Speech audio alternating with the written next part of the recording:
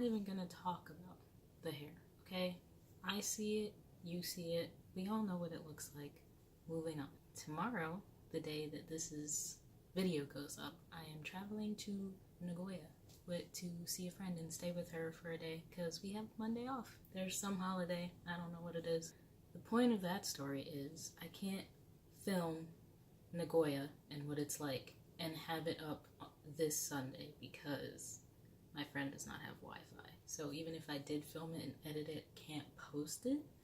So instead, we're gonna do the video that I said we were gonna do last time and we didn't, which is stuff about Japan that's confusing for me as an American. First of all, the size of their paper. Let me show you, just for reference. This is a regular 8x11 size piece of paper. Probably gonna think this is stupid. It's only marginally bigger, but it's bigger to the point where it doesn't fit in any of my binders, so I constantly have to fold pieces of paper in half to make them fit, and it's kind of annoying. It's just big enough to make it awkward, like nothing fits in anything. And like, it's all like this in every class, and I don't understand. Look how massive this piece of paper is. Why?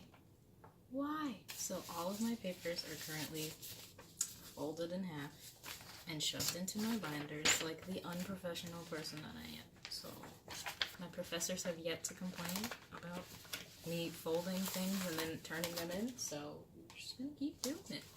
Another thing is Tokyo is one of the, if not the cleanest city that I've ever seen in my entire life. And I don't want to say it is the cleanest because I don't know if that's statistically true. It probably is, but I don't want to like state things that I'm not sure are facts as if they are. However, when you are out and about, you cannot find a trash can anywhere.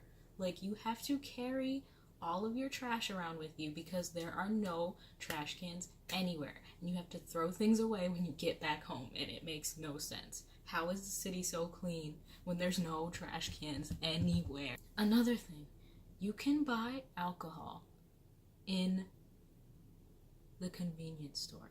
Like, you can stroll up to a 7-Eleven, which we're going to talk more about 7-Eleven later, honey. But you can stroll up to a 7-Eleven and buy alcohol. Like, that blows my mind. Like, I'm just so used to having to go, like, to specific stores that sell, like, pretty much only alcohol.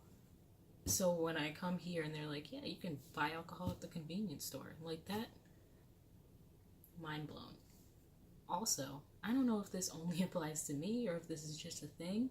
I have never been ID'd to buy alcohol. So the legal age to buy alcohol in Japan is 20. So I'm 21. I'm legal in the US and in Japan. So it doesn't matter. But I've gotten alcohol at the convenience store. Go up to the desk. Nobody asks for an ID. They just let you have it. I'm just so used to like being carded for existing in the US in a place where there's alcohol, or if I'm at dinner with somebody, like with my mom, and my mom gets a drink, they like ask me for my ID. Like, that's what I'm used to. So to be able to buy alcohol in a convenience store and not get carded at all just blows my mind. And at one convenience store, they even had this little screen that was in front of you, and when it scanned the alcohol, it just said, press this button to confirm that you're 20. And I just pressed it, and it was like, all right, anybody can just press the button and say they're 20. Like, that just, my mind is blown. My mind is blown. Another thing, I don't think this isn't necessarily something that I didn't know. It's more just something that I didn't believe until I experienced it. The subways in the morning are so crowded. You've probably seen those videos in Japan where they have the workers wearing white gloves that literally push people into the train to make everybody fit. That's not fake. It's real. I've seen it. There's no such thing as personal space on the subway. So if that is something that is very important to you, I wouldn't come to Japan because that's not a thing. You're gonna get your feet stepped on. People are gonna push you. It's gonna happen. You gotta get used to it. I've accepted it. It's the worst part of my day in the mornings, but you know, it happens. You gotta move on. Another thing about Japan, I think 9.999999 times out of 10, if you go to a public bathroom, there are no paper towels, and then on top of that, there's probably none of those like hand dryer things either. Like there's just nothing. Like apparently you're supposed to be carrying around your own handkerchief or like hand towel with you to use that in public bathrooms. They don't have paper towels, and most of the time they also don't have hand dryers. So we just have to, us Americans being us, just walk around with soaking wet hands after you leave the bathroom. Like it's fine. It's fine. Back to 7-Eleven. 7-Eleven is the best place to be in Japan. It is so convenient. You can buy like meals there, like pre-packaged meals, and if it's a meal that has to be warmed up, they will ask you when you bring it to the counter if you want them to warm it up for you. Like, you get food at a 7-Eleven in the US and you're probably going to get food poisoning. 7-Elevens in Japan are like Wawa, except they will warm up pre-packaged food for you. Another thing, Japanese people love putting things in bags. Everything gets a separate bag. If you were to buy like a package of Oreos, all of the Oreos are individually packaged, which makes you not want to eat a lot of Oreos because you have to go through the effort of unpackaging every Oreo. Let's say I go to 7-Eleven.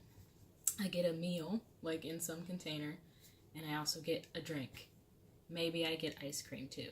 They will put the bottle with the drink in one bag. They'll put your meal in another bag, and then they will put your ice cream in another bag. And I'm not judging, it's a thing. My Japanese professor said that. She's like, we love plastic bags. We love putting everything in a bag. Everything deserves its own bag. Going off of that, what was I going to say? Japan's trash system is kind of complicated and confusing. You have like your burnable trash, your non-burnable trash, and then like recyclable things, but they don't recycle plastic. They burn plastic. I was told that this has to do with the fact that Japan is so small. They don't have enough space to be doing large recycling projects and stuff. They don't have anywhere to do it. They just burn plastic, which is like really bad for the environment, but like, gotta do what you gotta do. Also, I just noticed that my camera has been crooked this entire time, but we're just gonna let it happen, okay? That's it. I'm sorry, you gotta deal with it. It was crooked, the angle's not centered. It's fine, everything's fine. So I think I'm gonna end the video here, but thanks for watching. If you like it, make sure to hit that likes button.